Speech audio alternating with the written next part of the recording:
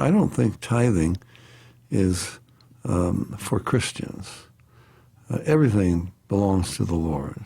I don't read anything in the New Testament saying that we give 10%. Now, that was a command to the Jews back there. Well, the Jews had a number of commands. Mm-hmm. For a Christian, everything belongs to the Lord. I belong to the Lord. Christ has bought me with his blood.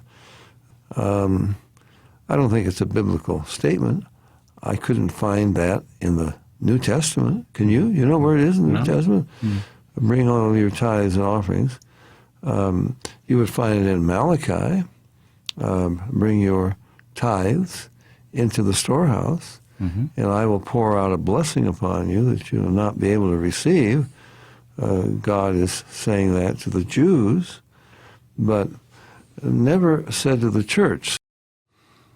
So, although we never ask for anything and we trust God to provide, and we feel that if God doesn't provide, then he's not guiding. He doesn't want us to go there if he doesn't provide the funds. At the same time, we recognize that there are other ministries that need help, but that is not a tithe. It's not a rule. It's not the law. It's not from the Old Testament. So I think in the New Testament and as he allows you to do, and do it joyfully, and be as generous as you can.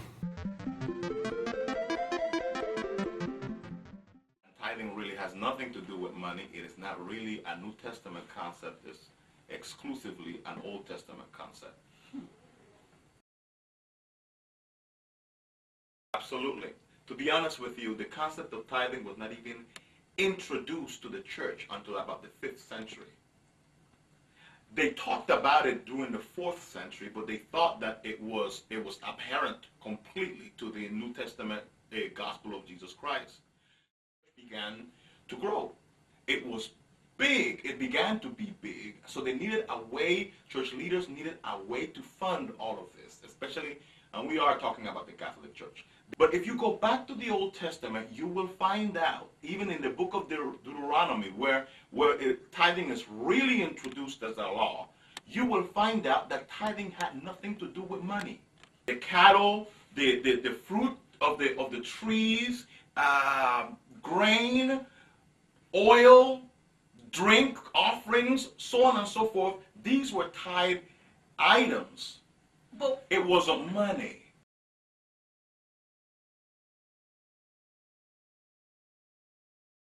We know for a fact that they had money back then.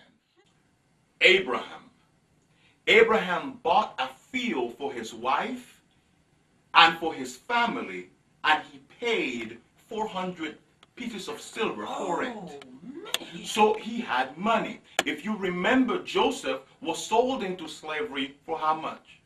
30 pieces of silver. Man. They had money. They always had money.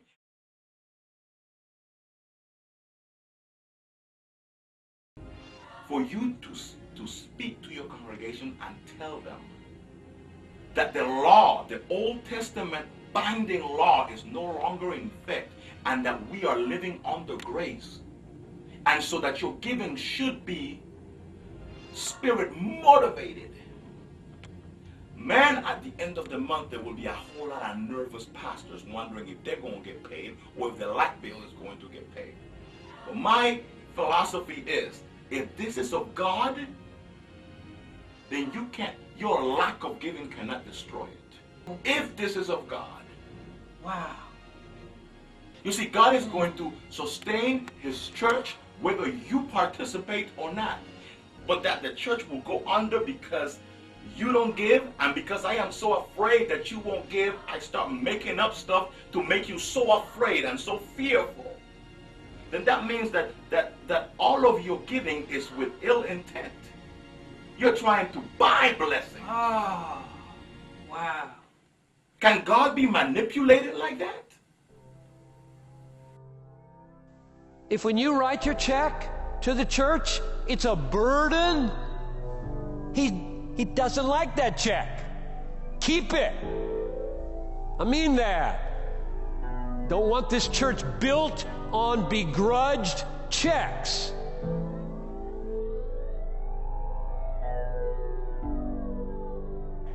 Keep it.